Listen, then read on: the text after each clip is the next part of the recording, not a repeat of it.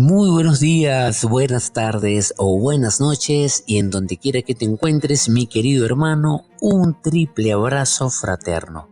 En esta ocasión vengo a dejarles por acá un audiolibro que se llama Alquimia, tradición que no murió. Espero les guste este audiolibro. Capítulo 1. El ocultismo y la alquimia. Corrientemente suele opinarse que la alquimia es un arte mendaz, cuyo propósito es fabricar oro de manera artificial, y que en la Edad Media ha llevado a mucha gente crédula a la ruina. En primer lugar, se nos plantea una cuestión, y esta consiste en saber cómo hay que considerar a la alquimia desde el punto de la vista de la ciencia oculta. Para ello, haremos caso omiso de aquellos comentarios y declaraciones relacionados con la alquimia que aparecen en ciertas enciclopedias de la actualidad, y nos referiremos únicamente a aquellos que consideran a los alquimistas como maestros en su ciencia. Por ejemplo, tomemos la obra de Raimundo Lulio. ¿Qué encontramos en ella? Nada más que las reglas de este arte especial, considerado como la única preocupación de los alquimistas. En efecto, en todo escrito serio en el que se haga referencia a la filosofía hermética, encontraremos lo siguiente. 1. Una filosofía profunda que sirve de base a una síntesis natural, la cual tiene como punto de partida la teoría de la evolución expuesta hasta sus últimas consecuencias, y la teoría de la unidad de la sustancia y del plan. Por ende, el axioma alquímico que dice todo está en todo. 2.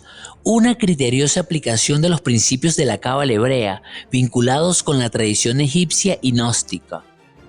3. Numerosas prácticas de carácter físico, químico y biológico que apoyan esas teorías. Por tales circunstancias, cuando lo único que se quiere ver en la alquimia son prácticas de naturaleza química, lo que se hace es mutilar de manera por demás indigna una enseñanza completa en la cual su práctica llega a justificar su teoría científica. Un alquimista de verdad era, pues, al mismo tiempo médico, astrónomo y astrólogo, filósofo, cabalista y químico. Asimismo, los estudios eran muy serios y prolongados, y eran transmitidos mediante iniciación por el maestro a uno o dos discípulos dilectos, ocultándolos cuidadosamente a los profanos. Junto con aquellos sabios, verdaderos filósofos herméticos, aparecen los charlatanes ignorantes cuyo único propósito consistía en adquirir riquezas materiales. Lo único que estos hicieron siempre fue desacreditar a la alquimia. Por ello, varios millares de tomos escritos en francés que se hallan en nuestras bibliotecas bajo el rubro de filosofía hermética abarcan lo siguiente. 1. Tratados de historia natural. 2. Tratados de física y química corrientes. 3. Tratados de alquimia propiamente dicha o de preparación de la piedra filosofal. 4. Tratados de filosofía y cábala o de astrología. 5. Especies de enciclopedias, las cuales son un conglomerado de todos los géneros. Esta observación permite comprobar que la tradición esotérica se halla representada en todas sus ramas por la filosofía hermética. ¿Cómo se produjo el paso de esta tradición desde Egipto hacia Occidente? Esto es lo que vamos a ver. El estudio de quienes son depositarios del esoterismo nos permitió comprobar que los esenios por una parte y los gnósticos por la otra fueron los únicos que guardaron las claves de la ciencia oculta. Los esenios, asentados en Palestina, apartados de toda actividad política, fundaron muchas sociedades secretas. En cambio, los gnósticos procuraron difundir sus enseñanzas por doquier. Tras la libertad concedida a las facultades regionales para que divulgaran las enseñanzas esotéricas, fueron escritos muchos tratados concernientes a la práctica de la ciencia oculta, según las tradiciones de la Universidad Egipcia propiamente dicha. Estos tratados, cuya redacción se remonta efectivamente hacia el siglo II de nuestra era, solo tenían como finalidad fundamentar la retentiva y propender a la transmisión oral. Habían dos grandes clases de tratados: 1. Los que se ocupaban del mundo invisible, del alma y sus poderes, o sea, de la psicurgia. Y 2. Los que se ocupaban de la aplicación de los poderes del alma a la naturaleza, o sea, de la teurgia y la alquimia. De los primeros, que son principalmente filosóficos, poseemos algunos fragmentos de cuya traducción se ocupó enteramente el estudioso Louis Menard. De los segundos, poseemos una enorme cantidad de tratados a los que puede denominarse propiamente obras de alquimia. Se cree de manera general y coincidente que la parte práctica del ocultismo llegó a Europa por medio de los árabes. Estos últimos introdujeron en Europa las ciencias, que ellos habían recibido de los gnósticos que quedaban en Egipto, mucho tiempo después de predicarse la gnosis en Europa. Ahora bien, la gnosis abarcaba una parte mágica. Recuérdense los milagros de Apolonio de Tiana, de Simón el Mago y de otros gnósticos célebres, y se descubrirá el verdadero origen de esta filosofía hermética. Origen este que, a primera vista, parece tan nebuloso.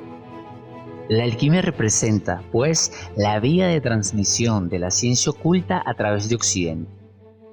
Por esta razón, ahora nos ocuparemos de los trabajos y teorías de quienes se titulan hijos de Hermes. A continuación, y de manera sucesiva, veremos lo siguiente. 1. El propósito exotérico de los alquimistas. La piedra filosofal. Su realidad y lo que se puede decir acerca del cómo prepararla. 2. Los textos sobre los cuales los alquimistas basan sus opiniones filosóficas. La tabla esmeralda y sus aplicaciones. 3. La explicación de las historias simbólicas que es posible hallar en los textos de alquimia. 4. Como ejemplo de estas aplicaciones, haremos extensos comentarios sobre la preparación de la piedra filosofal según textos de estilo simbólico del siglo XIX perteneciente a Ciliani, hacia el año 1837. 5. Finalmente, nos referiremos a la alquimia de nuestra época y a sus actuales cultores. Capítulo 2. ¿Qué es la piedra filosofal? ¿Qué se entiende como tal? Esta cuestión, a pesar de ser tan sencilla a simple vista, es bastante difícil de resolver. Recurramos a diccionarios serios y leamos las ponderadas recopilaciones efectuadas por unos pocos sabios que se dignaron tratar este tema. La conclusión es bastante fácil de plantear.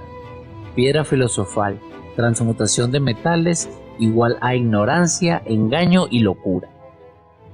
Como resultado de esto, si reflexionamos que, en suma, para hablar de paños, más vale recurrir a quien los comercia que a un doctor en literatura. Tal vez se nos ocurra establecer qué es lo que piensan los alquimistas acerca de la cuestión que nos ocupa. Ahora bien, en medio de las consentidas oscuridades y de los numerosos símbolos que llenan sus tratados, hay un punto en el que todos están de acuerdo, el que se refiere a la definición y a las cualidades de la piedra filosofal. La piedra filosofal perfecta es un polvo rojo que tiene la propiedad de transformar todas las impurezas de la naturaleza. Generalmente se cree que dicha piedra solo puede servir, según los alquimistas, para transformar al plomo o al mercurio en oro. Este es un error. La teoría alquímica deriva de fuentes demasiado especulativas como para localizar de esta manera sus efectos. Puesto que la evolución es una de las grandes leyes de la naturaleza, tal como el hermetismo lo enseña hace muchos años. La piedra filosofal hace evolucionar rápidamente aquello que las formas naturales tardan largos años en producir, y por esta razón los adeptos dicen que ella actúa tanto sobre los reinos vegetal y animal como sobre el mineral, y bien se le puede denominar medicina de los tres reinos.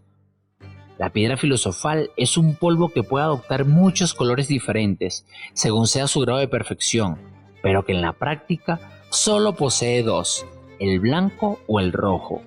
La verdadera piedra filosofal es roja. Este polvo rojo posee tres virtudes. 1. Transforma en oro el mercurio o el plomo en fusión, sobre los cuales se deposita una pulgarada. Digo en oro y no en un metal que se le aproxime más o menos, como lo ha creído, ignoro por qué un sabio contemporáneo, Marcellini Pierre. 2. Constituye un enérgico depurativo de la sangre, que cuando se le ingiere cura cualquier enfermedad. Y 3. También actúa sobre las plantas y las hace crecer, madurar y dar frutos en unas horas. Estos 3 puntos parecerán muy fabulosos a muchas personas, pero todos los alquimistas se hallan de acuerdo en esto. Además, basta reflexionar para advertir que estas 3 propiedades constituyen una sola: fortalecimiento de la vitalidad. La piedra filosofal es, pues, sencillamente energía vital condensada en una pequeña cantidad de materia. Actúa sobre el cuerpo con el que toma contacto como si fuera levadura. Es suficiente un poco de levadura para que una masa de pan se eleve y agrande. De igual manera, basta un poco de piedra filosofal para hacer crecer la vida contenida en cualquier materia, ya sea mineral, vegetal o animal. Por esta razón, los alquimistas denominan a su piedra medicina de los 3 reinos. Ahora sabemos bastante sobre qué es esta piedra filosofal. Así podremos entender su descripción en un relato de carácter simbólico, y allí deberán tener un límite nuestras ambiciones. Capítulo 3. La fabricación de la piedra filosofal y sus distintos colores. Veamos ahora cómo se fabrica la piedra filosofal. He aquí cuáles son las operaciones esenciales. Extraer el mercurio común y corriente, un fermento especial al que los alquimistas denominan mercurio de los filósofos. Hacer actuar este fermento sobre la plata, a fin de obtener igualmente un fermento. Hacer actuar el fermento del mercurio sobre el oro, a fin de obtener también el fermento. Combinar el fermento que se obtuvo del oro con el fermento que se obtuvo de la plata y el fermento mercurial en un matraz de vidrio verde, muy sólido y de forma oval. Tapar herméticamente ese matraz y ponerlo a cocer en un horno especial al que los alquimistas llaman atanor. Lo único que diferencia al atanor de los demás hornos es que su estructura permite alentar durante muy largo tiempo y de una manera especial la antedicha combinación, ahora de forma oval.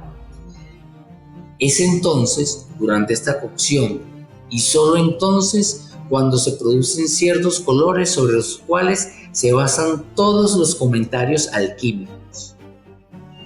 La materia que ese huevo contiene se torna primeramente negra y se petrifica en su totalidad. A este estado se le designa con el nombre de cabeza de cuerpo.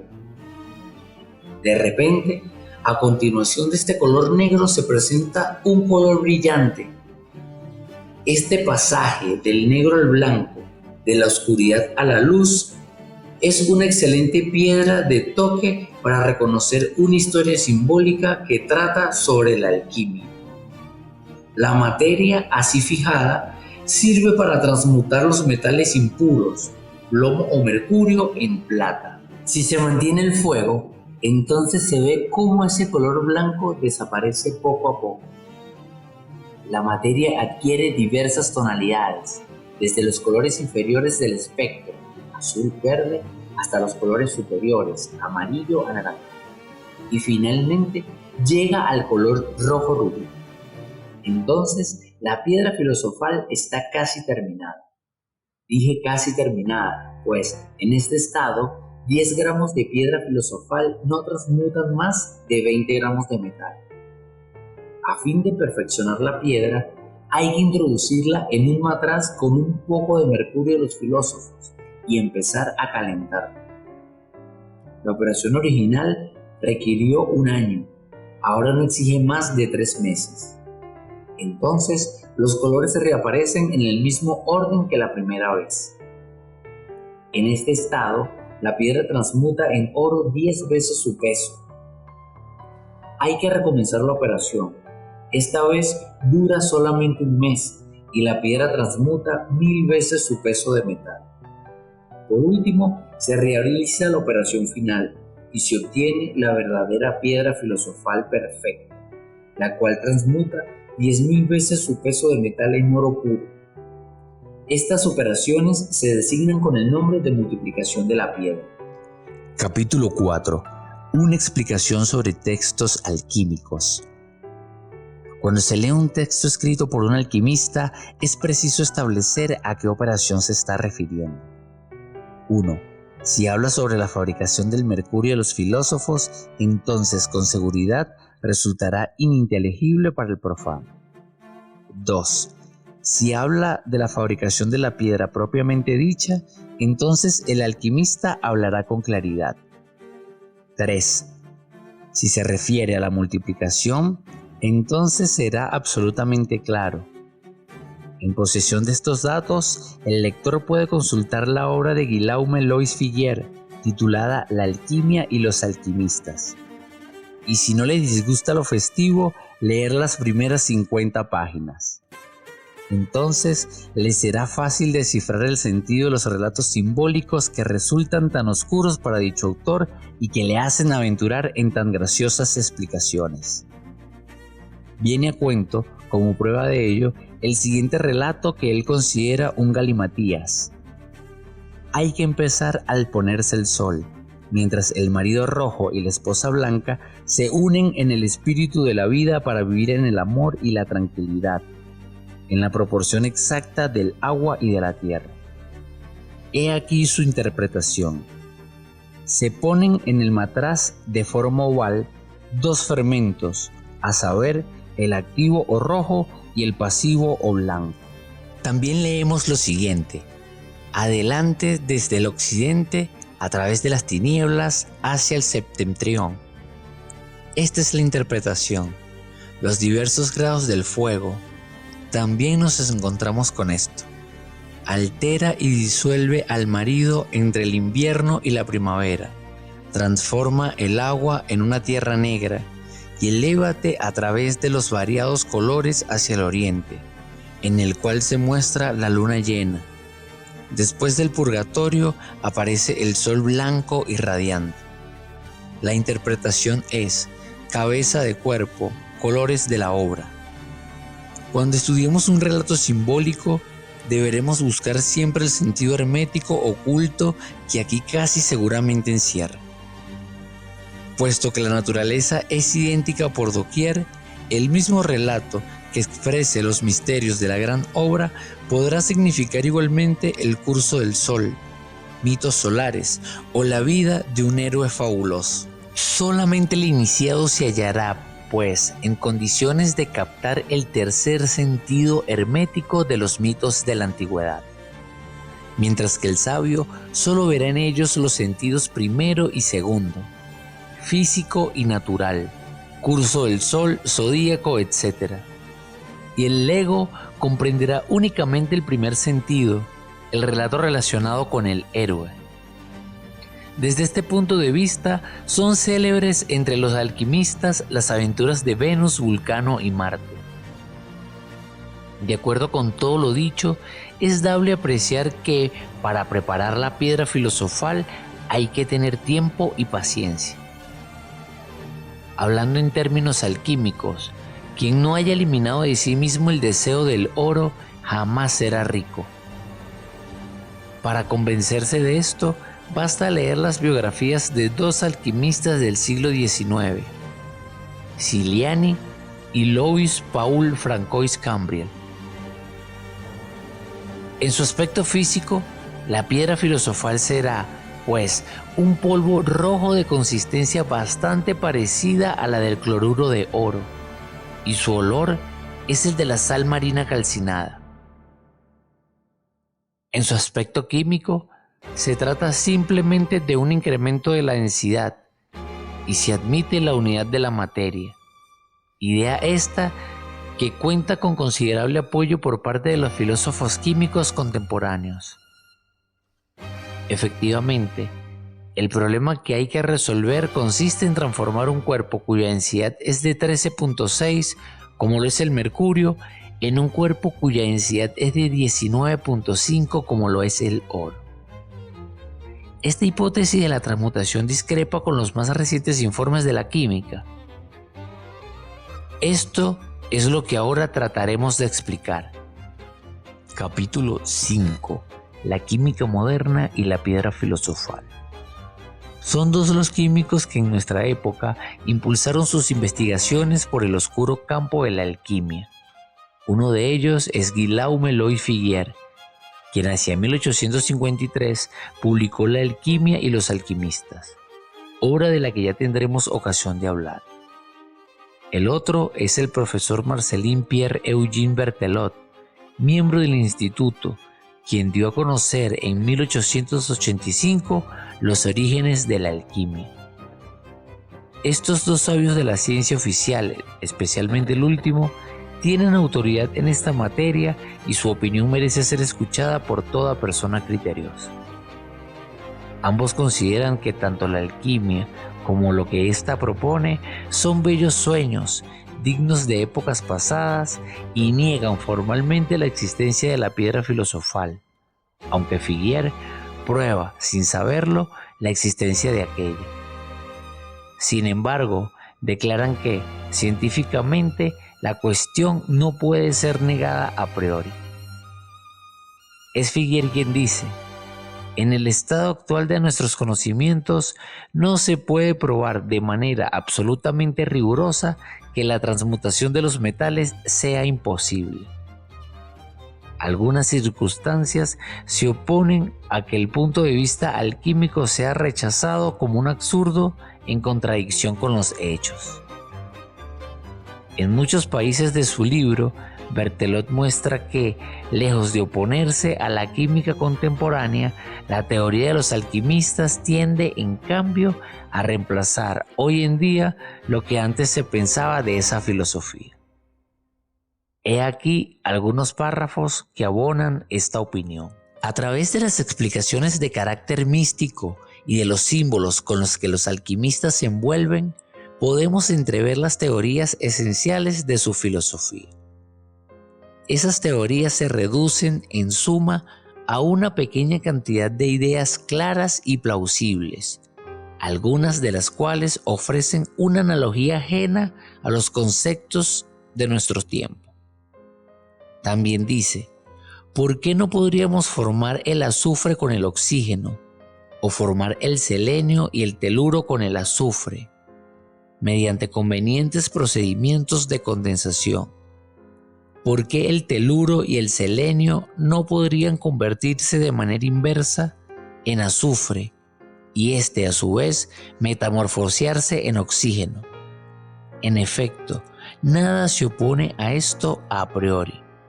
Y concluye diciendo: lo repito, nada puede afirmarse con seguridad en el sentido de que la fabricación de cuerpos simples sea imposible a priori. Todo esto muestra suficientemente que la piedra filosofal no es algo fatalmente imposible, según el criterio de sabios contemporáneos.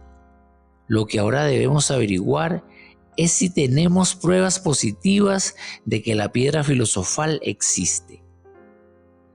Capítulo 6. La piedra filosofal. Pruebas de su existencia. Afirmamos que hay pruebas irrefutables de que la piedra filosofal existe, y pasaremos a exponer los hechos sobre los cuales basamos nuestras convicciones. Hemos dicho los hechos, pues lo que se demuestra mediante razonamientos más o menos sólidos puede considerarse absolutamente serio. En el campo de la historia, lo que se afirma suele ser fácil de comprobar en esta época, y por ello, verdaderamente irrefutable. Ahora vamos a exponer los argumentos invocados por los adversarios de la alquimia contra la transmutación. Estos son hechos que, por sí solos, podrán refutar victoriosamente cada una de esas objeciones. Correspondió al mayor de los hermanos Geoffroy encargarse en 1772 de efectuar el proceso de los alquimistas ante la Academia. Si damos crédito al memorial que él presentó, los numerosos casos de transmutación sobre los cuales los adeptos basan su fe se pueden explicar fácilmente como supercherías, filósofos irreprochables como Paracelso y Raimundo Lulio dejan de lado por un momento las especulaciones abstractas para efectuar astutos escamoteos ante personas crédulamente embobadas. Sin embargo, analicemos los medios para engañar de los que ellos disponían y procuremos establecer condiciones experimentales que anulen tales argumentos. Según Geoffroy, los alquimistas se valen de los siguientes elementos para engañar a los asistentes. 1. Crisoles de doble fondo. 2. Carbones o varitas huecas previamente rellenadas con oro en polvo. Y 3. Reacciones químicas desconocidas en ese entonces y conocidas perfectamente hoy en día. A fin de que se concrete una de estas condiciones, es necesario que el alquimista esté presente en la operación o que haya tomado contacto de antemano con los instrumentos empleados. Por lo tanto, la condición primera e imprescindible para determinar experimentalmente una transmutación consiste en que el alquimista esté ausente.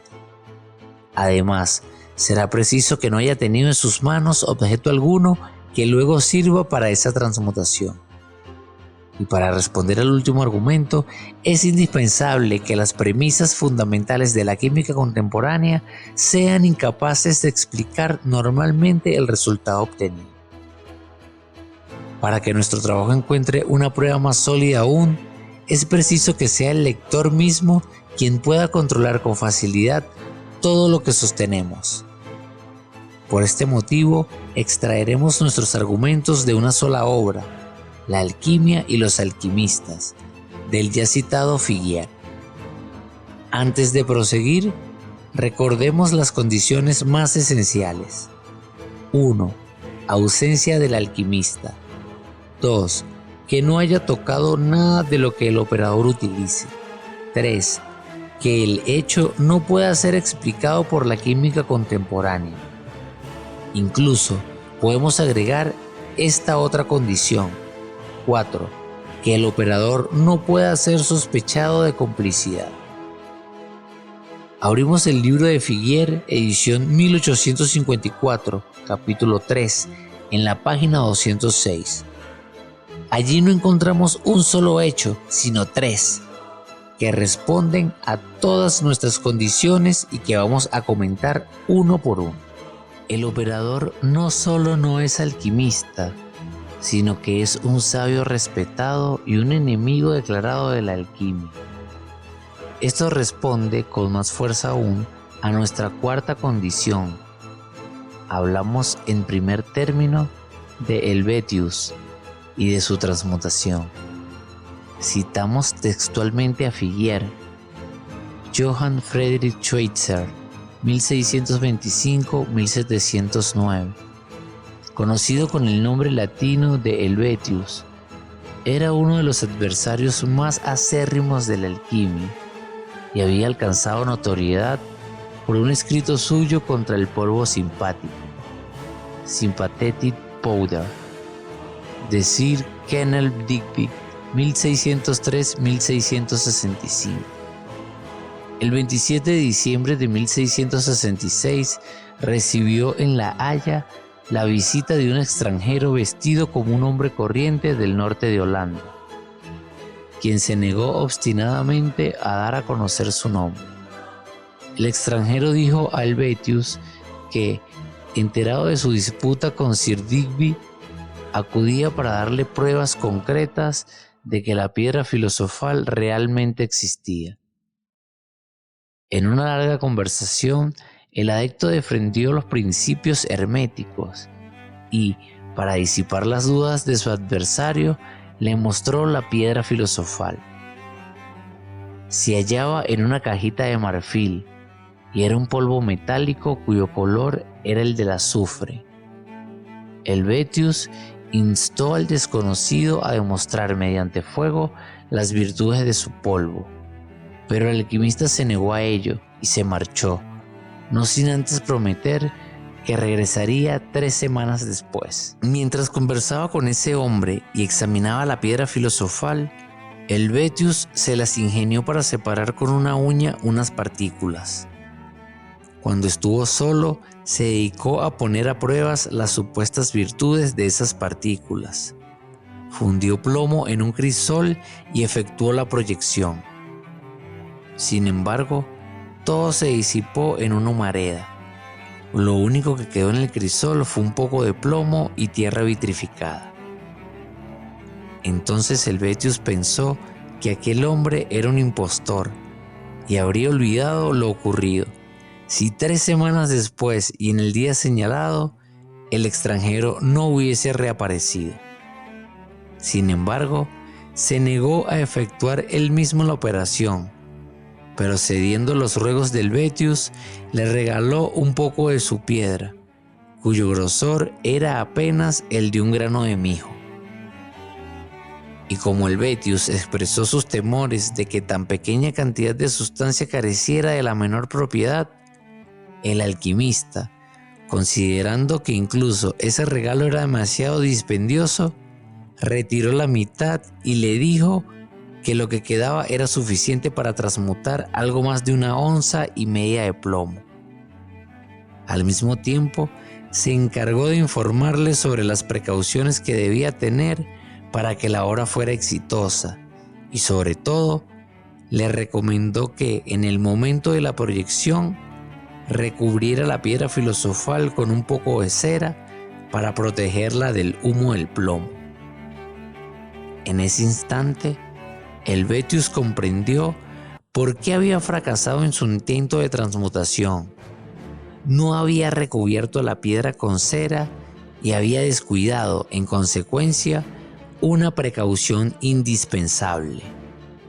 Además, el extranjero prometió regresar el lunes para asistir a la experiencia. El lunes, Helvetius aguardó inútilmente. Así pasó todo el día sin que se presentara nadie. Al anochecer, la esposa de Helvetius, incapaz de contener su impaciencia, le urgió para que intentara él solo la operación. Entonces, él lo hizo en presencia de su esposa y de sus hijos.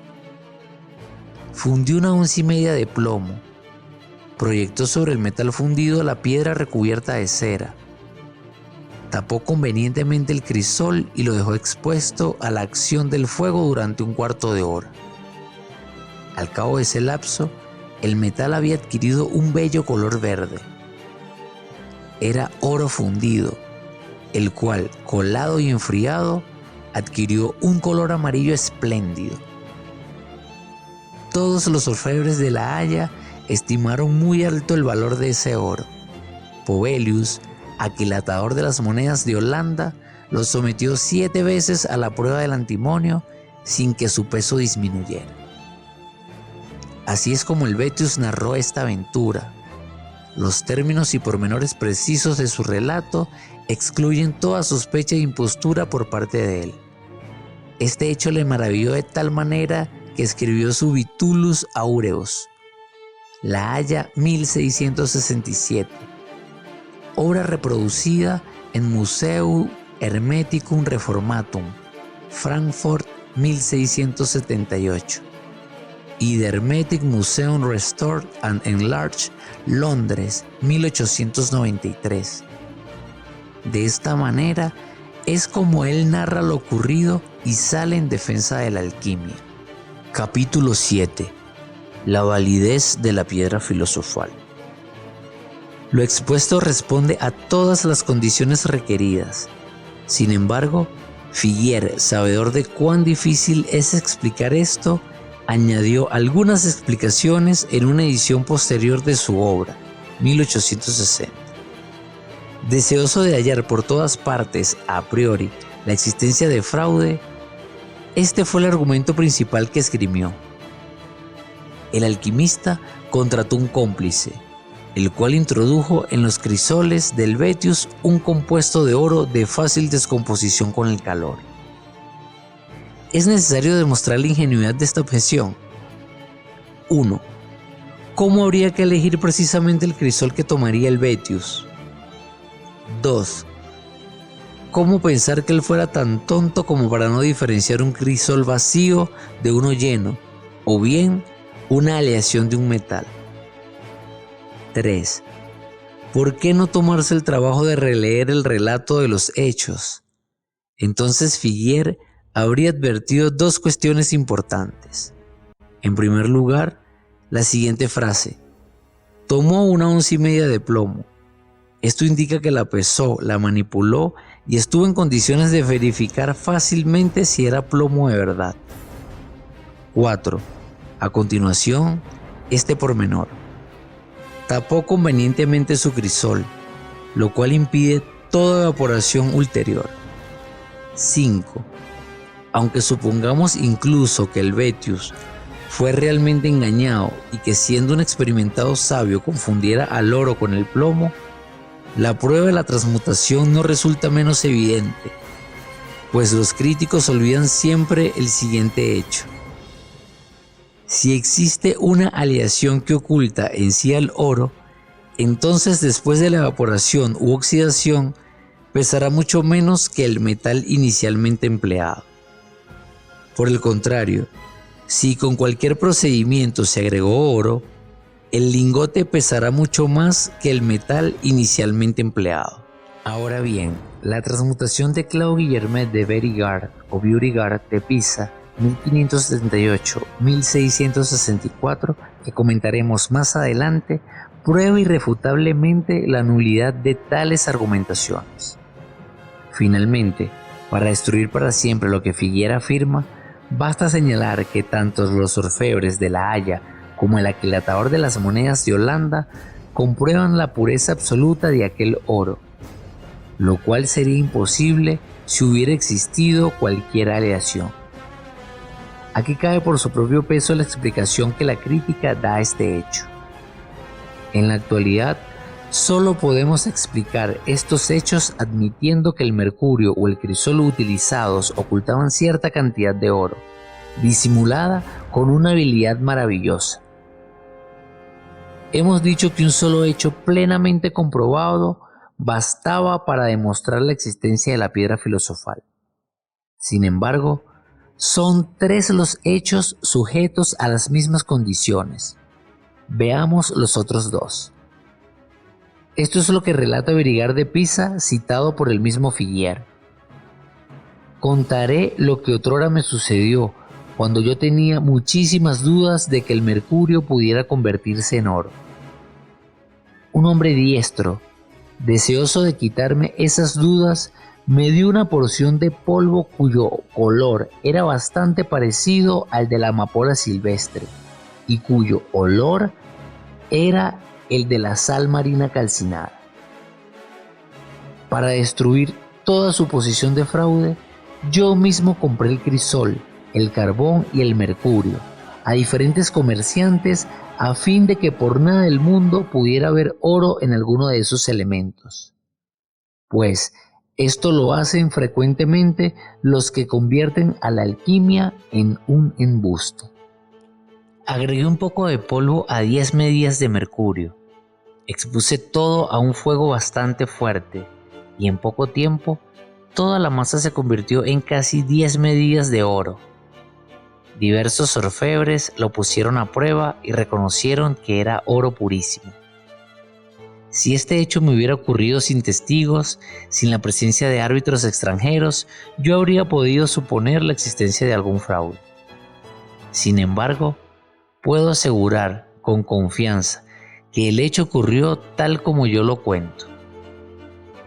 He aquí además que quien realiza esa operación es un sabio, pero conoce las tretas de los embaucadores, y para evitarlas emplea todas las precauciones imaginables. Finalmente, citamos también la transmutación efectuada por Francois Mercurio van Helmont, 1618-1699.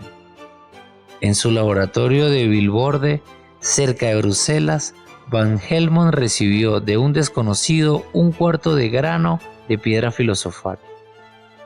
Se lo envié a un adicto que, al descubrir el secreto, deseaba convencer de su realidad al ilustre sabio cuyos trabajos honraban a su época. El mismo Van Helmont llevó a cabo esa experiencia él solo en su laboratorio. Con el cuarto de grano de polvo que recibió del desconocido, transformó 8 onzas de mercurio en oro. Hay que convenir que este hecho era un argumento casi irrefutable que podía invocarse en favor de la existencia de la piedra filosofal. Era difícil engañar a Van Helmont, el químico más diestro de su tiempo. Él mismo era incapaz de toda impostura y no tenía interés alguno en mentir, pues jamás aprovechó para nada lo que observó. Por último, puesto que la experiencia tuvo lugar fuera de la presencia del alquimista, es difícil comprender cómo pudo deslizarse allí el fraude. Van Helmont quedó tan convencido del hecho que pasó a ser declarado partidario de la alquimia. En honor de esta aventura, a su hijo recién nacido le puso el nombre de Mercurius. Por lo demás, este Mercurius Belmont no desmintió su bautismo alquímico. Hizo que Gottfried Wilhelm Leibniz, 1646-1716, compartiera su modo de pensar. Durante toda su vida buscó la piedra filosofal. Es verdad que no la halló, pero difundió fervorosamente sus conocimientos. Retomemos ahora esos 3 relatos y comprobaremos que responden a las condiciones científicas planteadas. En efecto, ¿el mercurio o el plomo contenían oro? No lo creo. Si tengo en cuenta, 1. Que ni Helvetius, ni Van Helmont, ni Berigar de Pisa creían en la alquimia. Estaban en la misma situación y no los divertía hacerlo. 2. Que en ningún caso el alquimista tocó los objetos empleados. 3. Finalmente, en la transmutación de Berigar de Pisa, si el mercurio hubiera contenido oro y este hubiera quedado solo, después de volatilizarse el primero, el lingote obtenido habría pesado mucho menos que el mercurio empleado, lo cual no ocurrió. No podrá creerse que, después de estos argumentos, la lista concluya. Persiste en el mundo, por lo menos, un argumento nada veraz, por cierto, pero tanto más peligroso. Todos estos relatos extraídos de libros impresos no son la obra de los autores que los firman, sino de hábiles alquimistas impostores. Ciertamente, estamos frente a una objeción terrible que parece destruir todo nuestro trabajo. Sin embargo, la verdad puede todavía parecer victoriosa. En efecto, existe una carta perteneciente a una tercera persona, tan eminente como las otras. La dirigió el filósofo Baruch Spinoza, 1632-1677, a Harry Hellis. La misiva prueba irrefutablemente que la experiencia del Helvetius fue real. He aquí el pasaje importante. Después de conversar con vos sobre el asunto del Helvetius, se burló de mí, asombrándose de verme ocupado en tales bagatelas. Para asegurarme de la verdad, acudí a lo del monedero Brechtel. Este, que había puesto a prueba el oro, me aseguró que, durante la fusión, había aumentado incluso más su peso cuando introdujo plata en él. Era preciso, pues, que ese oro, que transformó la plata en oro nuevo, fuese de un carácter muy particular. No solamente Brechtel, sino incluso otras personas que habían asistido a la prueba, me aseguraron que lo ocurrido fue así.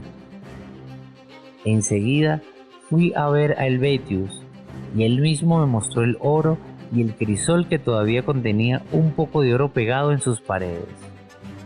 Me dijo que había introducido apenas en el plomo fundido piedra filosofal del tamaño de un cuarto de grano de trigo. agregó que hará conocer este hecho al mundo entero. Parece que este adepto ya efectuó la misma experiencia en Ámsterdam. Todavía es posible encontrarle en dicha ciudad. Estas son todas las informaciones que puedo obtener sobre este tema. Buburg, 27 de marzo de 1667.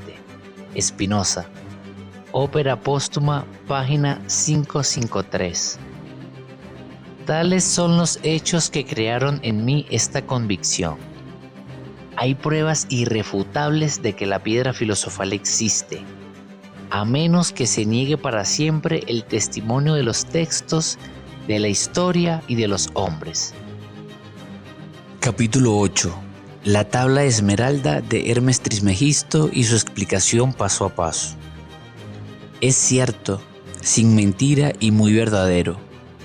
Lo que está abajo es como lo que está arriba, y lo que está arriba es como lo que está abajo para realizar los milagros de la cosa única. Y como todas las cosas provinieron y provienen del Uno, así todas las cosas nacen en esta cosa única por adaptación. El sol es el padre, la luna es la madre, el viento lo llevó en su vientre, la tierra es su nodriza, el padre de todo, el télema de todo el mundo. Está aquí su fuerza, es total si se convierte en tierra. Separarás la tierra del fuego, lo sutil de lo denso, suavemente, con gran diligencia. Asciende de la tierra al cielo y desciende directamente a la tierra, y recibe la fuerza de las cosas inferiores y superiores. Por este medio tendrás toda la gloria del mundo y toda oscuridad se alejará de ti. Esta es la fuerza de toda fuerza, pues ella vencerá toda cosa sutil y penetrará toda cosa sólida. Así fue creado el mundo. De esto habrá y surgirán innumerables adaptaciones, cuyo medio está aquí. He aquí por qué se me ha llamado Hermes Trismegisto, poseedor de las tres partes de la filosofía del mundo. Lo que he dicho sobre la operación del sol se ha cumplido y consumado. La tabla de Esmeralda comienza con una trinidad. Hermes afirma así: desde la primera palabra, la ley que rige sobre toda la naturaleza. Sabemos que el ternario se reduce a una jerarquía cuyo nombre es los tres mundos. Por lo tanto, estas palabras nos presentan para que las estudiemos una misma cosa bajo tres aspectos diferentes. Esta cosa es la verdad y su triple manifestación en los tres mundos, o sea, es cierto, la verdad sensible correspondiente al mundo físico. Este es el aspecto que la ciencia contemporánea estudia. Sin mentira.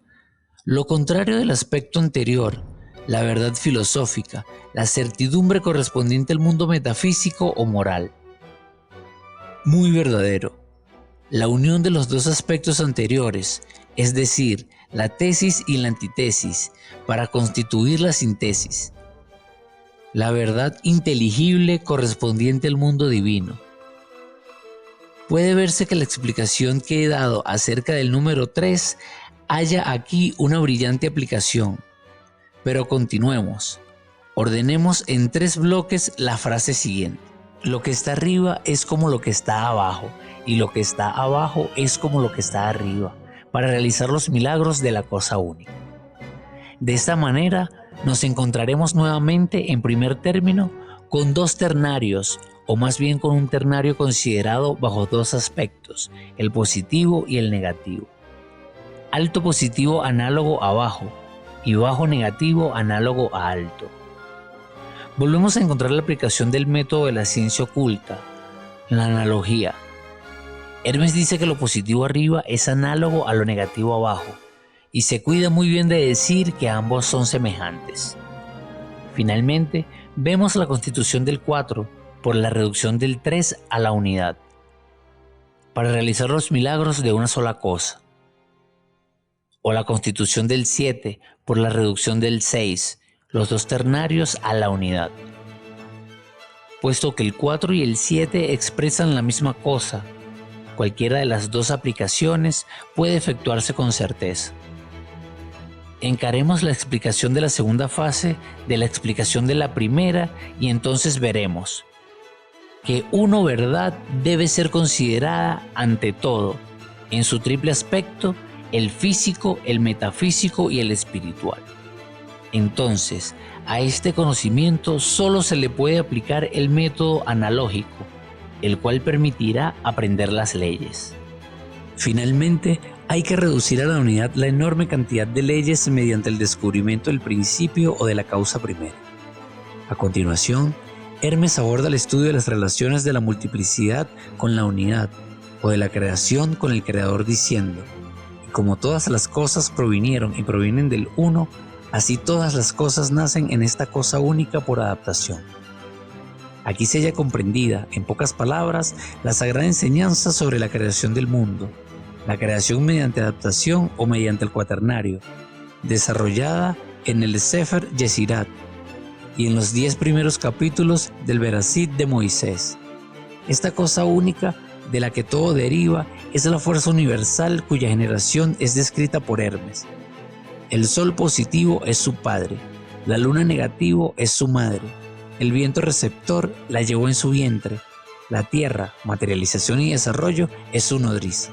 Esta cosa que él llama telema o telesma, voluntad, es de tal importancia que, aunque corriendo el riesgo de extender demasiado esta explicación, transcribiré lo que opinan muchos autores sobre este tema centrado en la luz astral.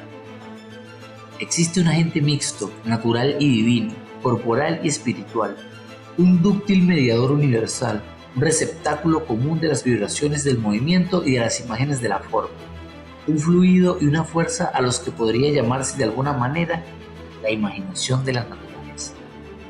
Mediante esta fuerza, todos los sistemas nerviosos se comunican secretamente entre sí.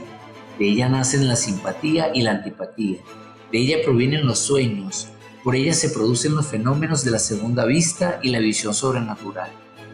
Este agente universal de las obras de la naturaleza es el Od de los hebreos y de Carl Louis von Reichenbach, 1788-1869, y es la luz astral de los martinistas.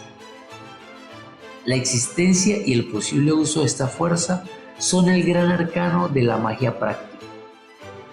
La luz astral imanta y calienta, alumbra y magnetiza, atrae y rechaza, vivifica y destruye, coagula y separa, rompe y vuelve a unir todas las cosas bajo el impulso de voluntades potentes. Historia de la magia de Eliphas Levi. Los 4 fluidos imponderables son solo las diversas manifestaciones de un mismo agente universal que es la luz. La clave de los grandes misterios, la Clef des Grands Mystères, de Eliphas Levi, página 207, edición de 1867. Hemos hablado de una sustancia que se expande en el infinito. Es la sustancia única que es cielo y tierra, o sea, que según sus grados de polarización es sutil o fija. Hermes Trismegisto denomina el gran telesma a esta sustancia y se la llama luz, porque produce resplandor. A un mismo tiempo es sustancia y movimiento, fluido y vibración perpetua. Idéntico al anterior, página 117. El gran agente mágico se revela mediante 4 clases de fenómenos, y las ciencias profanas lo sometieron a pruebas bajo distintas denominaciones, a saber, calor, luz, electricidad y magnetismo. El gran agente mágico es la 4ª emanación del principio vital, del cual el Sol es la 3ª forma. Idéntico al anterior, página 152.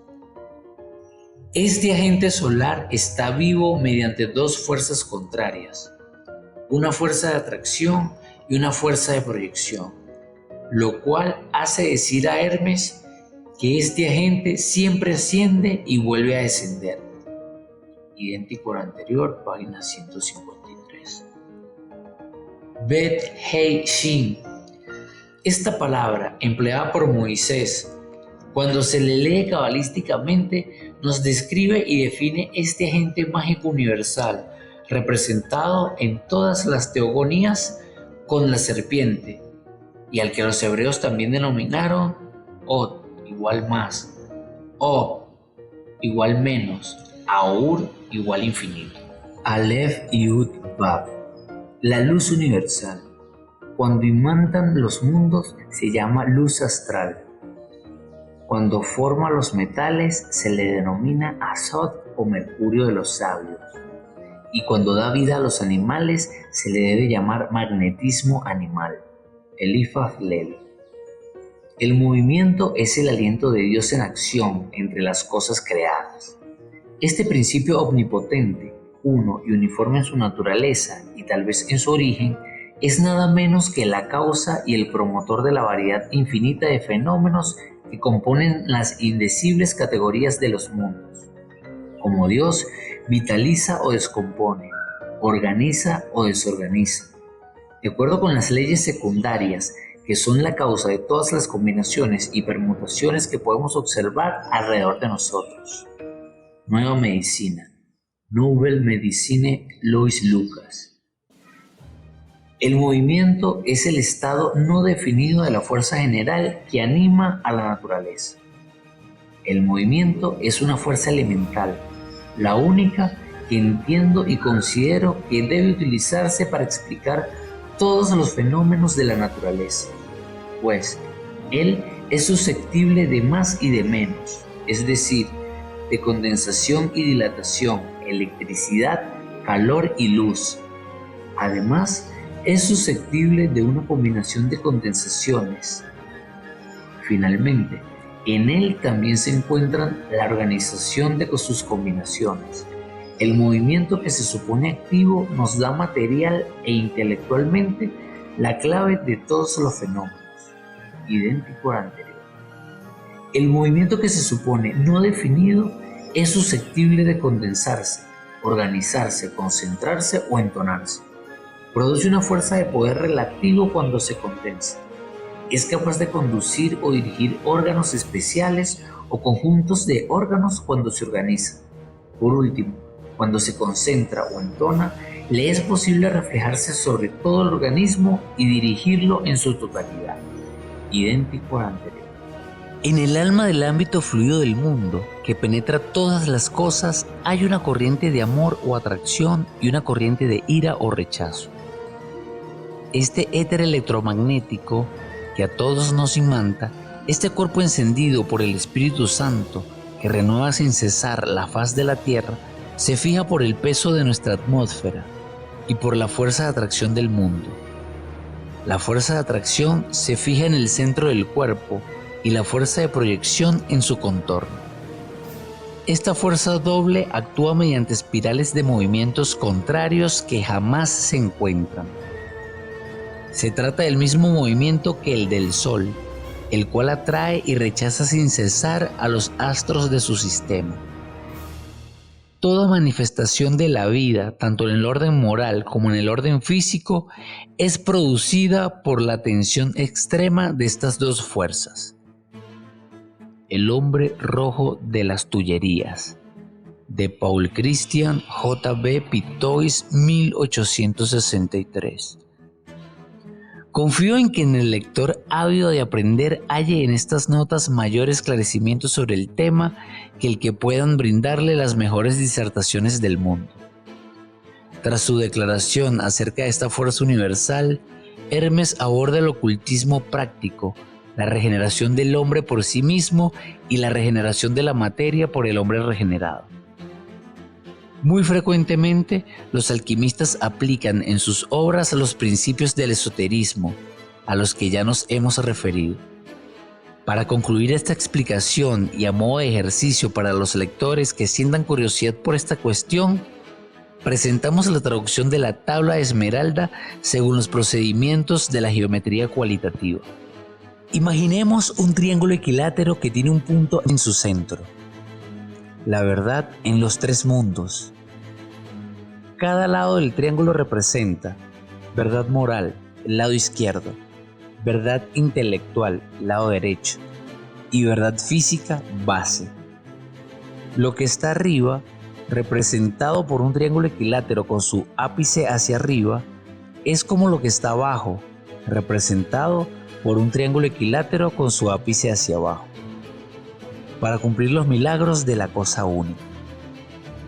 Y como todas las cosas provinieron y provienen del Uno, representado por un círculo con un punto en su centro, así todas las cosas nacen en esta cosa única por adaptación, la cual es representada por una cruz dentro de un círculo. Capítulo 9. Primera operación. Mercurio de los filósofos. Un alquimista del siglo XIX, conocido únicamente bajo el seudónimo de Ciliani, pasó más de 40 años estudiando la piedra filosofal. Según él, logró su objetivo en 1837 después de espantosas desdichas. Por su valor documental, damos a continuación la preparación completa, escrita por Ciliani en su libro titulado Hermes develado. Esta obra es absolutamente inhalable. El estudio que publicamos es precedido por la narración de un sueño durante el cual un espíritu planetario revela a nuestro alquimista el secreto que tanto buscaba. Después de este relato comienza el siguiente tratado que casi constituye por sí solo la obra de Ciliani. Tomé la materia que contiene las dos naturalezas metálicas y empecé a embeberla, poco a poco, con el espíritu astral, a fin de despertar los dos fuegos interiores que estaban como apagados, secando ligeramente y triturando circularmente todo con el calor del sol. Después repetí esto y lo humedecí cada vez más, secando y triturando hasta que la materia tomó el aspecto de una masa ligeramente espesa. Entonces vertí encima una nueva cantidad de espíritu astral, de manera que sobrenadara en la materia, y lo dejé todo así durante 5 días, al cabo de los cuales decanté diestramente el líquido o la disolución, que conservé en un lugar frío. Después sequé directamente al calor solar la materia restante en el vaso de vidrio de unos 3 dedos de altura. Embebí, trituré, sequé y disolví, como ya lo había hecho antes, y reiteré esto hasta haber disuelto todo lo susceptible de serlo, teniendo cuidado de verter cada disolución en el mismo vaso bien tapado. Puse este durante 10 días en el lugar más frío que pude encontrar. Una vez que transcurrieron los 10 días, puse toda la solución a fermentar en un recipiente durante 40 días, al cabo de los cuales se precipitó una materia negra por el efecto del calor interno de la fermentación. Entonces la destilé sin fuego, lo mejor que me fue posible, y la puse en un vaso de vidrio blanco, con tapón esmerilado, en un lugar húmedo y frío. Tomé la materia negra e hice que se secara con el calor del sol, como ya lo dije, repitiendo las imbibiciones con el espíritu astral. Las interrumpí tan pronto advertí que la materia empezaba a secarse. Dejé que se secara sola. Hice esto tantas veces como fue necesario para que la materia tomara la apariencia de un pez negro y brillante. Entonces, la putrefacción fue total e interrumpí el fuego exterior para no dañar para nada la materia de la combustión del alma blanda de la tierra negra. Por este medio, la materia se convirtió en algo parecido a estiércol de caballo. De acuerdo con lo que dicen los filósofos, hay que dejar que actúe el calor interior de la materia misma. A esta altura, es preciso recomenzar con el fuego exterior para coagular la materia y su espíritu. Después de dejar que se seque sola, se le embebe poco a poco y cada vez más, con su líquido destilado que se tiene aparte, el cual contiene su propio fuego embebido. Se le tritura y se la pone a secar con suave calor solar hasta que haya bebido toda su agua. Por este medio, el agua se transforma enteramente en tierra, y esta última, por su disecación, se transforma en un polvo blanco, que también se llama aire, el cual cae como una ceniza que contiene la sal o el mercurio de los filósofos. En esta primera operación, se observa que la disolución o el agua se transforma en tierra, y esta, por su utilización o sublimación, se convierte en aire puro. Allí se interrumpe el primer trabajo. Se toma esta ceniza que se hace disolver poco a poco con la ayuda del nuevo espíritu astral, dejando, después de la disolución y decantación, una tierra negra que contiene el azufre fijado. Sin embargo, si reiteramos la operación sobre esta última disolución, tal como la acabamos de describir, se obtiene una tierra más blanca que la primera vez, la cual es la primer águila, y se reitera así de 7 a 9 veces. Por este medio se obtiene el mentruo universal, mercurio de los filósofos o azoe, con cuya ayuda se extrae la fuerza activa y particular de cada cuerpo. Es conveniente observar aquí, antes de pasar de la primer águila, al igual que a las siguientes, que hay que repetir la operación precedente sobre las cenizas que queda, si la sal, por el fuego central de la materia, no se eleva suficientemente por la sublimación filosófica, a fin de que, después de la operación, solo quede una tierra negra despojada de su mercurio. Préstese aquí mucha atención. Después de que la materia se hincha durante la fermentación que sigue la disolución, se forma en la parte superior de la materia una especie de piel nueva, debajo de la cual se halla una infinidad de burbujitas que contienen el espíritu. Es entonces cuando hay que manejar el fuego con prudencia, puesto que el espíritu adopta una forma aceitosa y adquiere cierto grado de sequedad. Cuando se vierte en la tierra poco a poco la cantidad de agua necesaria para que se disuelva, hay que tener cuidado de no empezar a embeberla antes de que la tierra se haya secado convenientemente. Tan pronto se disuelve la materia, ésta se hincha, entra en fermentación y produce un ligero ruido que emana en forma de burbujas.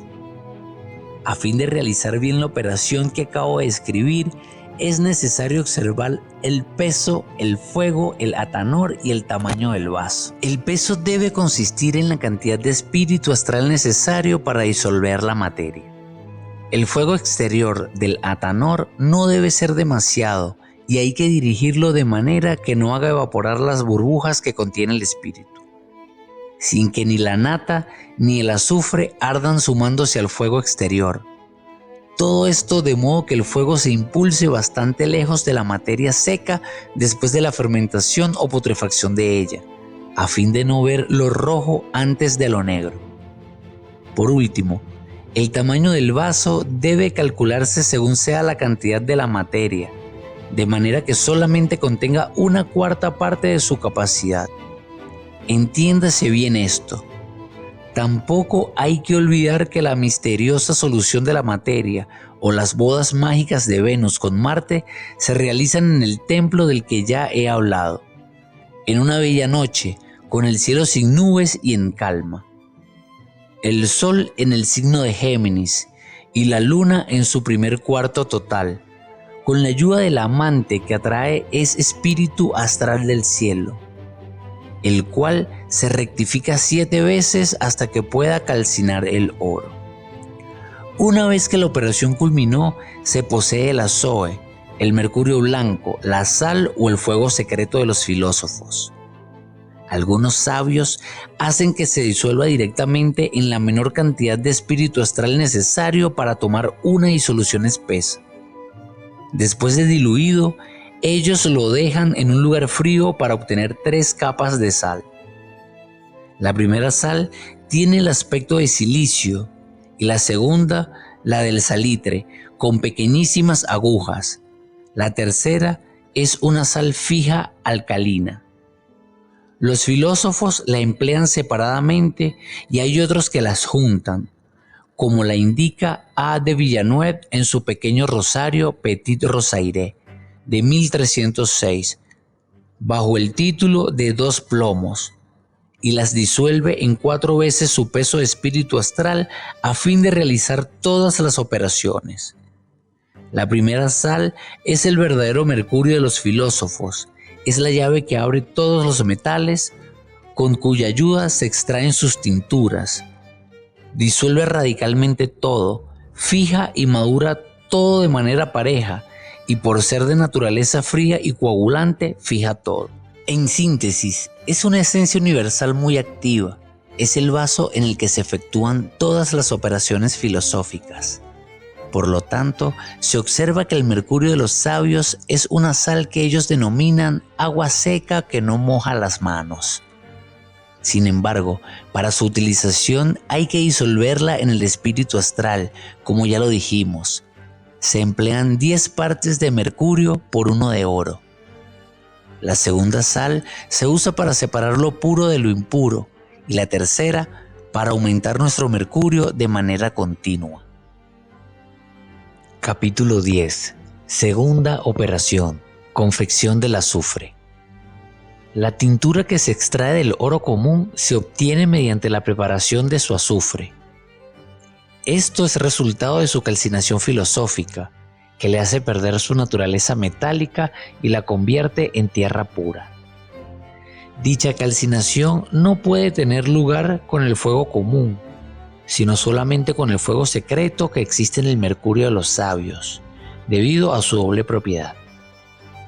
En virtud de este fuego celeste, secundado por la trituración, penetra en el centro del oro común y se libera y anima el doble fuego central del oro, el mercurial y el sulfuroso. El primer fuego celeste, después de haber extraído la tintura del oro, la fija mediante su cualidad fría y coagulante, y se torna perfecta, pudiendo multiplicarse tanto en calidad como en cualidad. Una vez que esta tierra alcanzó fijeza, adquiere un color de flor de melocotonero que da la tintura o el fuego que entonces es el oro vital y vegetativo de los sabios. Esto tiene lugar mediante la regeneración del oro con nuestro mercurio. Hay que empezar, pues, a disolver el oro común en su materia espermática mediante nuestra agua de mercurio o nuestro azogue. Para llegar a esto, hay que reducir el oro en una cal u óxido de un rojo oscuro muy puro, y después de haberlo lavado varias veces con agua de lluvia bien destilada con poco fuego, se lo dejará secar ligeramente con el calor del sol. Entonces es cuando se lo calcinará con nuestro fuego secreto. En esta ocasión, los filósofos dicen: los químicos queman con el fuego y nosotros con el agua. Después de haber embebido y triturado ligeramente el óxido de oro calcinado, el cual está húmedo, después de haberle hecho absorber su peso de sal o de tierra seca sin que se moje las manos, y después de que todo junto se incorporó como es debido, se le embeberá directamente y se aumentarán de manera sucesiva las imbibiciones hasta que todo parezca una masa apenas espesa. Entonces se le echará encima cierta cantidad de agua de mercurio, proporcional a la materia, de manera que sobre en esta última. Se dejará todo en el calor suave del baño de María de los sabios durante 5 horas, al cabo de las cuales se decantará la solución en un vaso que se tapará debidamente y se dejará en un lugar húmedo y frío.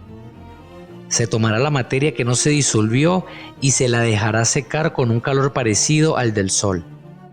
Cuando esté suficientemente seca, se recomenzarán las frecuentes imbibiciones y trituraciones, como ya lo hemos dicho, a fin de obtener una nueva disolución.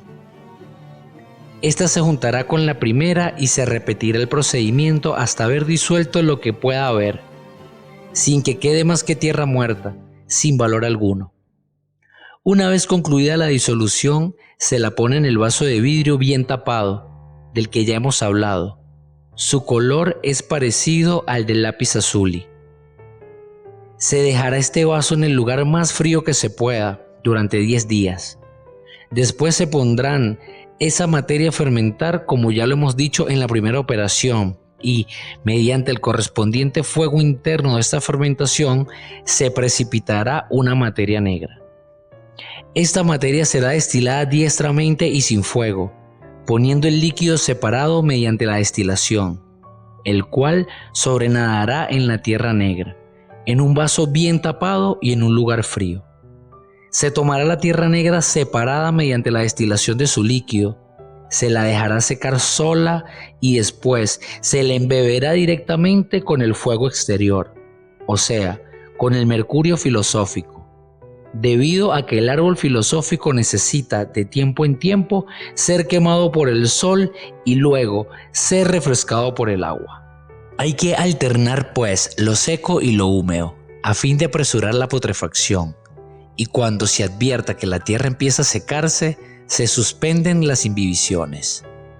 Después se la deja secar sola hasta que alcance apropiada sequedad. Se repite este procedimiento hasta que la tierra parece un pez negro. Entonces la putrefacción es perfecta. Debemos recordar aquí lo dicho en la primera operación, a fin de no dejar que el espíritu se volatilice o las flores se quemen, suspendiendo a propósito el fuego exterior en el momento en el que la putrefacción es total.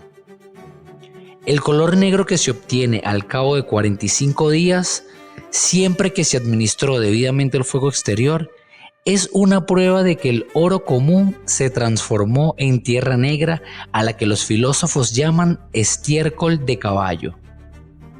En el momento en el que la materia tiene color blanco y concluyó la coagulación, se procede a fijarla secando aún más la materia con la ayuda del fuego exterior. Para ello, se sigue el mismo procedimiento que en la coagulación anterior, hasta que el color blanco se transforme en el color ojo que los filósofos llaman el elemento del fuego.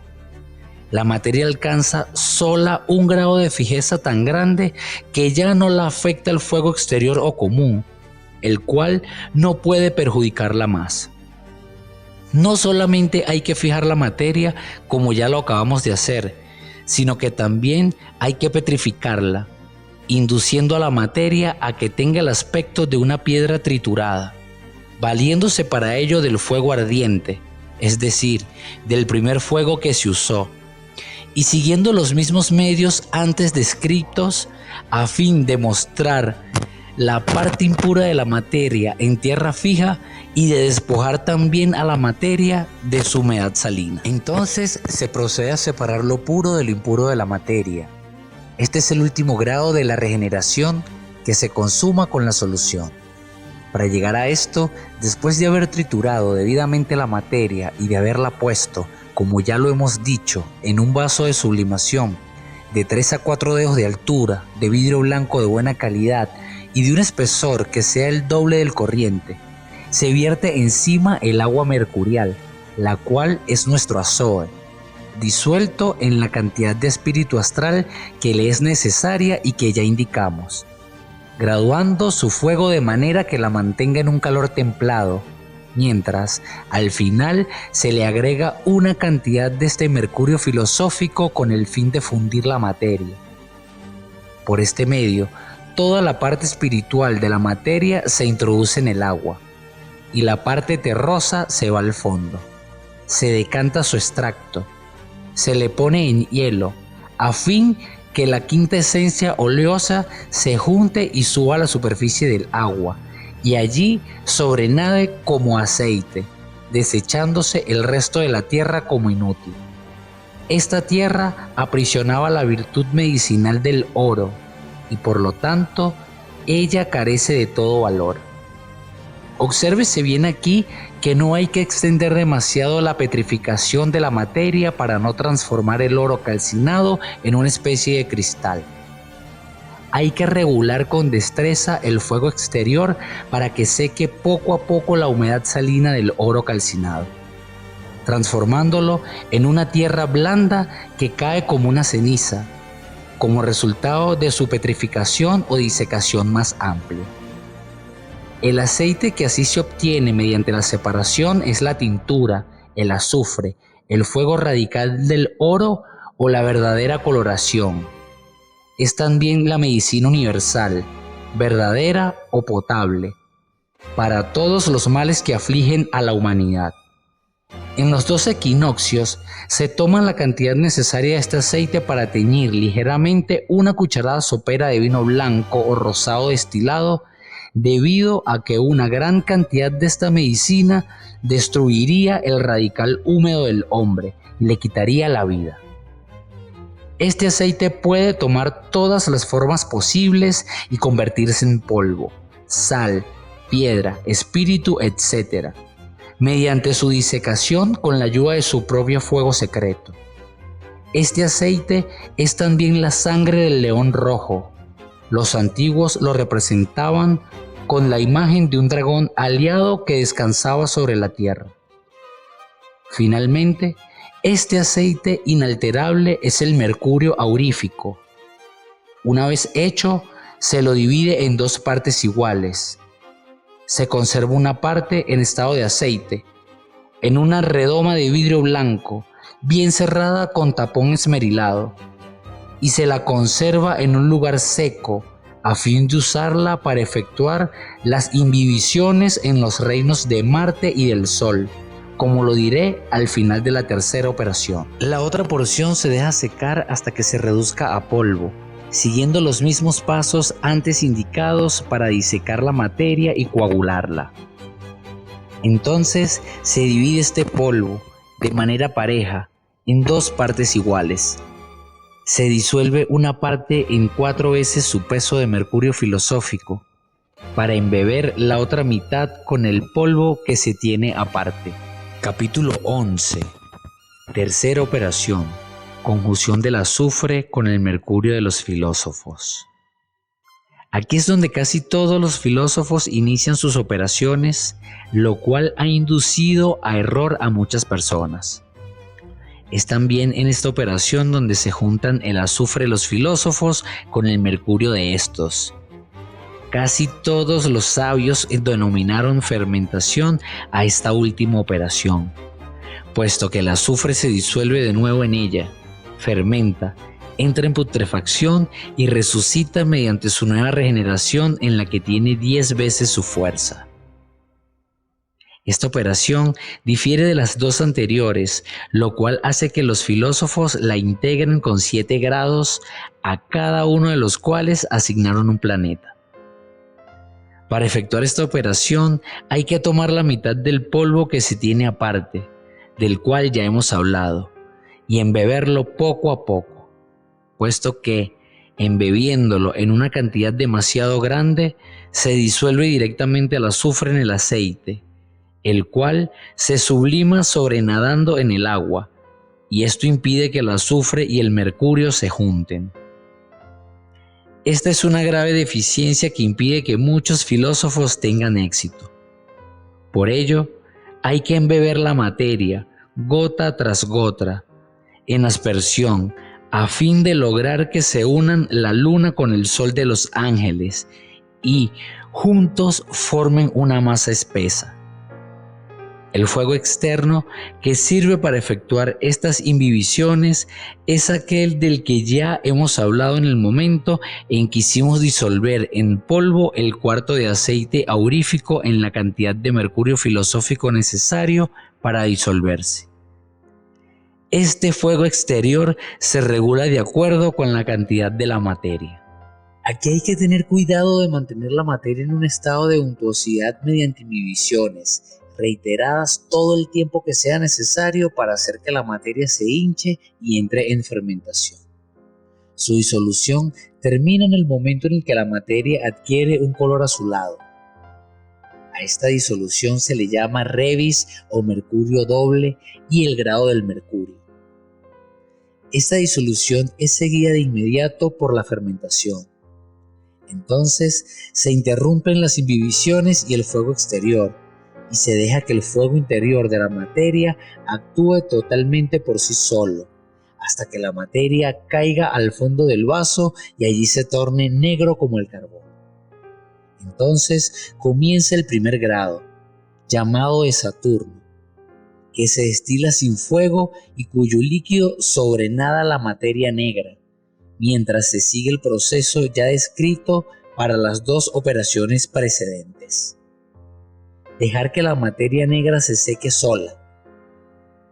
En el momento en el que alcance un estado apropiado de sequedad, se la embebe directamente con el fuego exterior, interrumpiendo las imbibiciones cuando se ve que la materia empieza a secarse. Dejar que adquiera por sí sola cierto grado de sequedad y se prosigue, repitiendo hasta que alcance su putrefacción total. Entonces se interrumpe el fuego exterior para no dañar la materia. Como resultado de la acción del propio fuego de la materia, ésta se convierte de negra en gris, sin que sea necesario aplicarle fuego exterior. Entonces se alcanzó el grado de Júpiter. En este grado se ven aparecer los colores del arco iris, que son reemplazados por una especie de piel de color negro oscuro, el cual lo adquiere por la sequedad, y se resquebraja y pone gris rodeada en la pared del vaso por un circulito blanco. Cuando la materia llegó a este punto, se la podría utilizar como medicina. En este caso, habría que dejar secar la materia y hacer que se convierta en un polvo blanco, empleando los mismos procedimientos ya descritos para obtener este color, al cual se lo tornará rojo con la ayuda del fuego secreto. Esta medicina tendría entonces 10 veces la virtud de la primera de la que ya he hablado. Sin embargo, si se desea utilizarla para la transmutación de metales, después de haberla disecado bien, no se espere que se vuelva blanca, sino que se la vuelva así, amalgamándola en partes iguales, con mercurio comercial común, cuidadosamente purificado mediante destilación, bien sublimado y revivificado. Se trata de la leche o la grasa de la tierra. En efecto, en el momento en el que el mercurio común se amalgama con la materia, todo se disuelve bajo el aspecto de un líquido blanco parecido a la leche, que la materia condensa en una sal fija mediante la acción de su propio fuego. Entonces se recomienzan los lavados mercuriales que la vuelve cristalina. Con la ayuda de 7 lavados diferentes, en cada uno de ellos se agrega el mercurio revivificado de forma pareja, como ya lo dije. Después, por media, tercera, cuarta, quinta, sexta y séptima parte del peso de la materia fija, a fin de que el peso de la materia sea siempre mayor que el del primer mercurio revivificado que se emplea. Pero desde el primer lavado, de forma pareja, no hay que interrumpir el fuego ni el de día ni de noche, o sea, las imbibiciones que contienen el fuego de la materia, a fin de que no se enfríe y pierda. El compuesto es el latón de los filósofos, que hay que blanquear mediante frecuentes imbibiciones hasta que nuestra materia fije el mercurio con la ayuda de su propio fuego. Esto consuma el grado de Júpiter. Si se continúa de esta manera, el latón se torna amarillento, después azulado, y aparece encima una bellísima blancura. Entonces comienza el grado de la luna. Esta bella blancura tiene el aspecto del diamante triturado y se convierte en un polvo muy fino y sutil. Se ha obtenido el blanco fijo. Se lo coloca sobre una lámina roja de cobre. Si se funde sin echar humo, entonces la tintura se fijó suficientemente. En el caso contrario, se le aplica fuego, prosiguiendo así hasta que haya alcanzado su grado de fijeza conveniente, y allí se interrumpe el fuego. Si solo se quiere hacer la tintura blanca, una parte de la cual transmuta 100 partes de mercurio común en plata mejor que la de las minas. Sin embargo, si lo que desea es preparar la tintura roja, Entonces hay que continuar con el fuego sobre la materia. Si se quiere que se ponga roja, no hay que dejarla enfriar. Si se sigue aplicando fuego exterior, la materia se vuelve muy fina y tan sutil que es difícil imaginarla. Por esta razón, hay que dirigir bien su fuego a fin que la materia no se volatilice con la fuerza del fuego, el cual debe penetrar por completo, sino que quede en el fondo del vaso, convirtiéndose en un polvo rojo. Entonces, este es el grado de Venus. Si se continúa sabiamente con el fuego exterior, la materia adquiere el color amarillo limón. Este es el grado de Marte. Este color aumenta su intensidad y se convierte en color cobre. Cuando llega a este punto, no puede aumentar su intensidad por sí solo.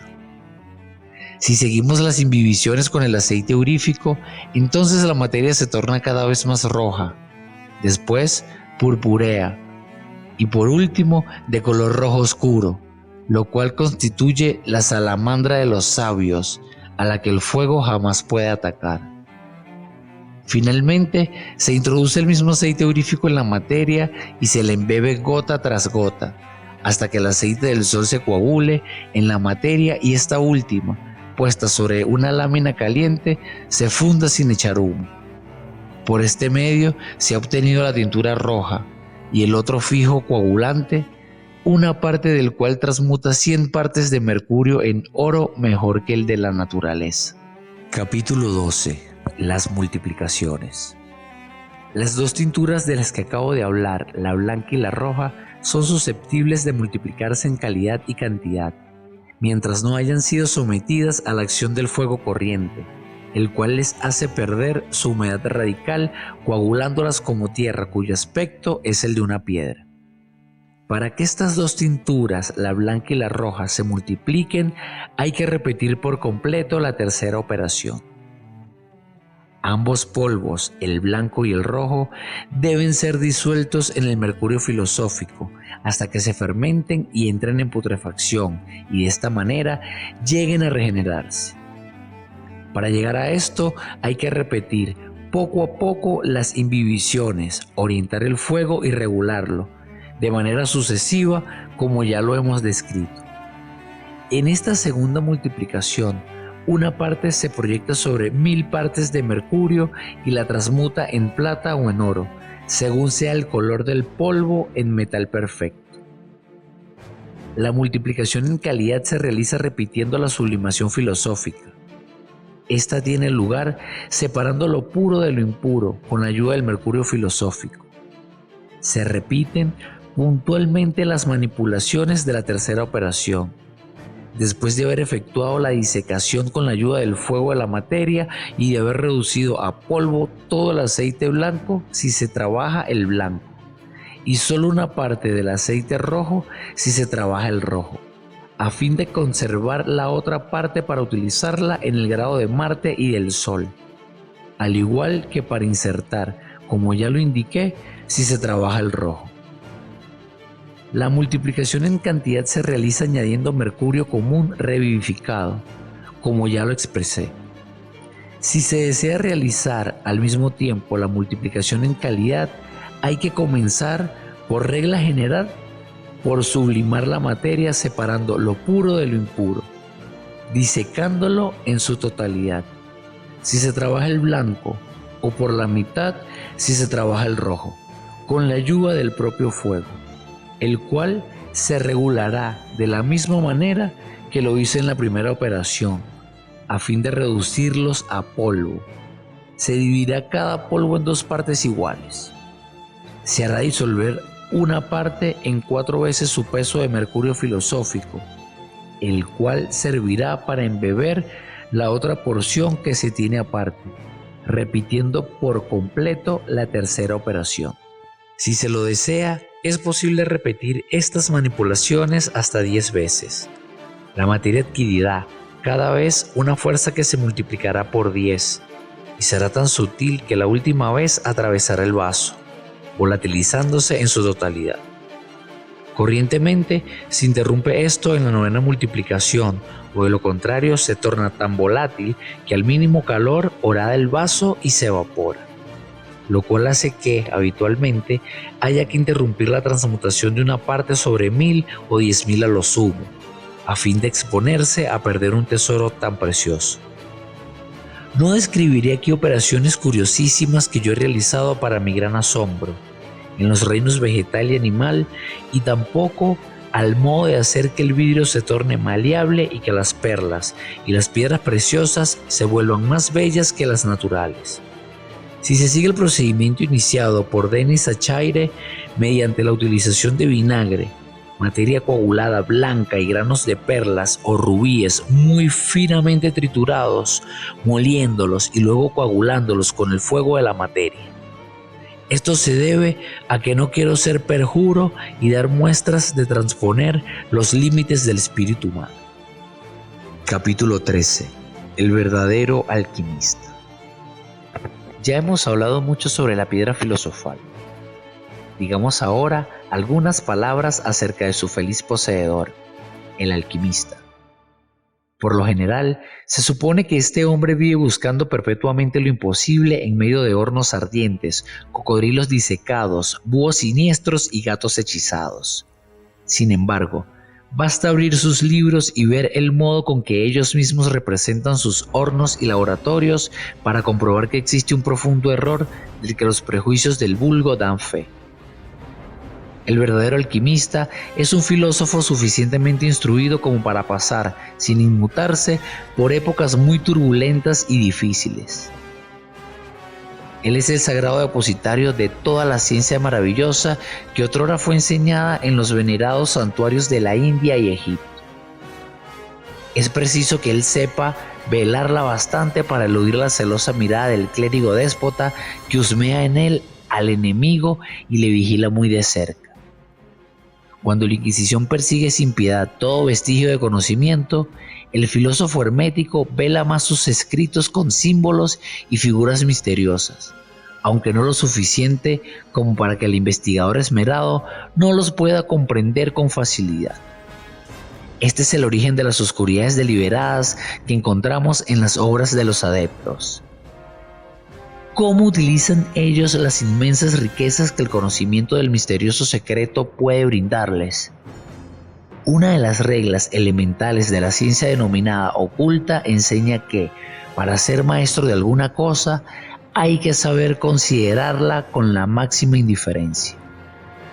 Quien desee la piedra filosofal por las riquezas que ella procura, es muy posible que no la posea jamás. La tradición esotérica también nos representa al alquimista vestido con sencillez y siempre de viaje, dando limosnas a los mendigos y a los reyes, y por esta razón mostrándose superior a estos últimos.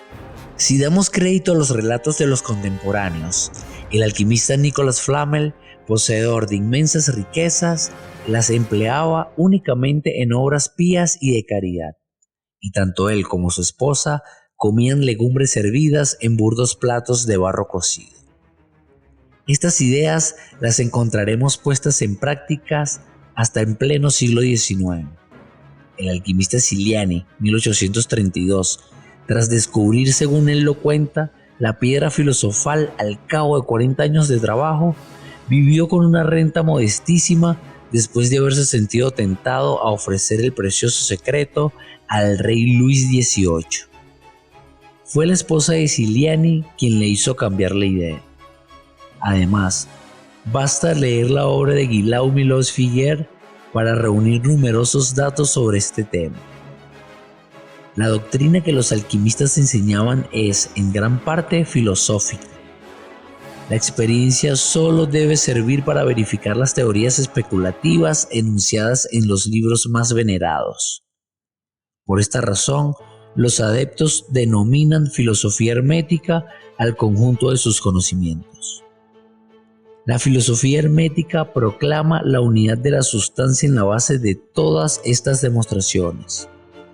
Por otra parte, existe un principio universal expandido en todos los cuerpos, cualquiera que sea la composición de ellos. El conocimiento de este principio universal y su puesta en acción constituyen el secreto de la gran obra y hace, ab initio, que las experiencias alquímicas se diferencien de los trabajos de los químicos corrientes, a quienes los filósofos herméticos consideran dependientes del laboratorio.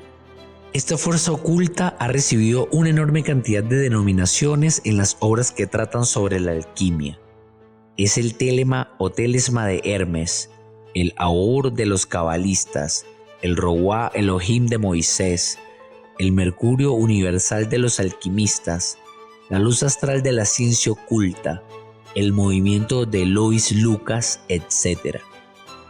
Esta teoría, hacia la cual se sienten atraídos los filósofos contemporáneos, acaba de ser actualizada en toda su belleza por los trabajos de los ocultistas.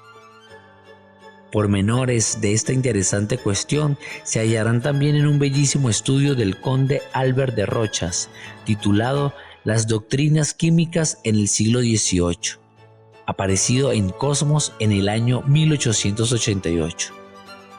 ¿Existe en nuestra época algún vestigio de esta filosofía hermética y de sus enseñanzas? Busquémoslo. Capítulo 14. Vestigios de la alquimia en la época actual. Por lo general, los alquimistas trabajaban solos hasta el siglo XVI. A partir de esta época, las sociedades secretas más o menos poderosas eran las que conferían la iniciación. Y fueron ellas las que dejaron rastros suficientemente perdurables como para que podamos volver a encontrarlos en nuestra época. Sin mencionar a los templarios, que fueron destruidos prematuramente, la más importante y famosa de las sociedades herméticas es, incuestionablemente, la misteriosa fraternidad de los Rosacruces. Merced a su impulso, Elías Ashmole, 1617-1692, fundó la masonería inglesa, de la cual derivan todas las iniciaciones modernas.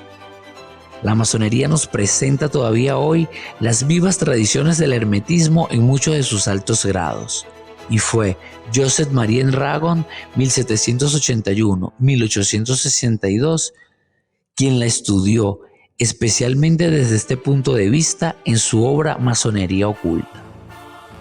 Así es como la palabra perdida y reencontrada del grado 18 del escotismo INRI se explica esotéricamente con un aforismo hermético: Igne natura renovatur integra. La naturaleza se renueva íntegramente con el fuego. Este fuego no es el común, es la fuerza universal de la que hablamos hace poco, representada también por la G que aparece en el centro de la estrella llameante. Los grados 22 y 28 están también colmados de tradiciones reales de la ciencia hermética. Además de estas tradiciones, conservadas sin que sus poseedores lo sepan, y muchos monumentos de París son incluso pruebas positivas de las enseñanzas de la filosofía hermética. Desde este punto de vista, citamos en primer lugar la torre de Saint-Jacques, después los vitrales de Saint-Chapelle y finalmente la fachada de Notre Dame de París. Por último, el siglo XIX vio nacer a muchos alquimistas convencidos. Citamos en primer lugar a Ciliani, autor de Hermes de Velado, que ya mencionamos, en el que afirma que descubrió la piedra filosofal y brinda, con estilo alquímico, el modo de fabricarla. Es curioso observar que este estilo simbólico se emplea incluso actualmente. Después de Ciliani, debemos citar a Théodore Tifferau, antiguo catedrático de química en la Escuela de Nantes y autor de un memorial dirigido a la academia titulado Los metales no son cuerpos simples, 1853. A continuación viene el menos serio de todos, Louis Paul Francois Cambria, 1784-1850, autor de un deficiente tratado que lleva por título La alquimia en 19 lecciones. Tales son los representantes de la alquimia en nuestra época. Existen otros en Occidente. Existen sociedades herméticas. Esto es lo que no podemos decir. Sin embargo, puedo hablar de una aventura enteramente personal que me ocurrió hace casi 2 años. Capítulo 15. Un alquimista práctico. En esa época yo realizaba un trabajo que todavía permanece inconcluso. Trataba de reducir todos los términos alquímicos a sus equivalentes de la química contemporánea. La tarea era fácil con algunos de ellos y dificultosa con otros. Cuando la mera teoría no me bastaba, entonces apelaba a la experiencia. Fue por eso que, cuando estaba sublimando una mezcla de nitrato de potasio y mercurio, mediante el procedimiento alquímico, observé que se produjeron 3 sales de diferente aspecto físico, aunque de idéntica composición química. Estas 3 sales eran las indicadas claramente por los alquimistas, sin que los químicos las mencionaran para nada. Esto mismo fue lo que me había impulsado a intentar la experiencia. Todo trabajo ocultista despierta y repercute en un nivel de ideas que guarda una correspondencia exacta en los 3 mundos. Tampoco me asombré cuando inopinadamente recibí la visita de un hombre de unos 40 años, bien vestido, quien me confesó que se ocupaba de la piedra filosofal hacía 10 años. Aducía haber hallado la dirección del fuego astral y dedicarse a mostrar su acción a la persona que pudiera, no para que le adelantara dinero, pues no lo quería, sino para que le alquilara una casita por un año. La persona que eso hiciera seguiría siendo propietario de esa casita. Eso le permitiría concluir cómodamente su trabajo. Puesto que mis aposentos están constituidos por una habitación situada cerca del cielo, y todo lo que puedo ganar lo consagro a difundir el ocultismo, me era imposible adelantar los 1.200 francos necesarios para satisfacer el sueño de aquel alquimista. Por ello, le llevé a ver a diversos ocultistas ricos, pero estos no quisieron arriesgar esa suma. Yo habría hecho cualquier cosa por ver la prometida experiencia, pues esta era la condición sine qua non de la entrega del dinero. Para recompensar mis esfuerzos, el alquimista me regaló una botella que contenía una sustancia blanca de olor muy penetrante y dotada de curiosas propiedades físicas. Esta sustancia es tan higrométrica que una porcioncita puesta sobre el agua se agita de inmediato violentamente, recordando un poco al sodio, pero sin inflamarse jamás. Todavía no he tenido tiempo para analizar esta materia que, según pienso, es de origen orgánico. Desde entonces, el alquimista de quien hablo continúa sus trabajos. Vive en Winterthur, en la Suiza de habla alemana, y se llama H. Eder. Es un hombre muy serio y sumamente erudito en ocultismo. Si algunos de mis lectores visitan ese lugar, puede ir a ver las experiencias de este filósofo del fuego. Es el único alquimista práctico a quien yo conozco, además de una asociación situada en los alrededores de Gortitz, en Austria. Hice ese descubrimiento hacia la misma época de un zapatero, portero de un callejón de Minelmontan, quien poseía la más completa biblioteca sobre alquimia que yo jamás había visto. Muy afecto a sus estudios, el zapatero al que me refiero, socialista de la escuela de Fourier y de Torrey, durante 40 años había estado comprando esos libros, uno tras otro, a revendedores de curiosidades. Entre otras obras raras, tenía manuscritos herméticos de gran valor. En la actualidad, se vio obligado a vender casi todos sus tesoros. Había leído y tomado nota de todo, y era muy erudito en ocultismo como para ser un interlocutor del venerable maestro el día de su iniciación. Sin embargo, nunca había intentado practicar la alquimia.